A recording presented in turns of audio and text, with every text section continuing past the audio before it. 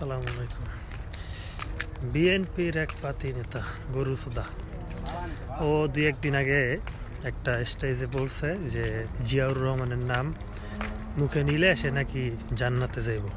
এই ধরনের গরু সুদা আওয়ামী লীগেও ছিল। আওয়ামী লীগটার পুটকি মারছে এই ধরনের গরু সুদায়। এখন আবার বিএনপির মধ্যেও কিছু গরু সুদা বাইরেছে ভাইরাল হওয়ার জন্য। আমি তারেক জিয়াকে বলতে চাই, এই ধরনের গরু সুদা দল থেকে বের করেন, নয়তো জিন্দিগিতে বাংলাদেশের মাটিতে আর কোনো চান্স নাই। মির্জা ফখরুল এখন আওয়ামী লীগের চামচামি করে, ঠিক আছে? আওয়ামী লীগের চামচামি করে বাংলাদেশে কেউ কোনো দিন জনগণের ভালোবাসা পায় না, আর পাবেও না। এইগুলা গরু সুদা যা আছে সবগুলারে দল থেকে বের করে দেন, ওগায় লাত্তি মেরে বের করে দেন, নয়তো জীবনে কোনো দিন বাংলাদেশে রাজনীতিতে চান্স নিতে হইব না।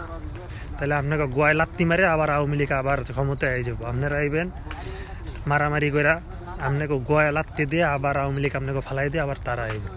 এই গরু সুতা যতগুলো আছে দলের মধ্যে এগুলার এমন শাস্তি দেন যাতে পরবর্তীতে এই ধরনের গরু সুদা কথা আর কেউ না বলে, ঠিক আছে?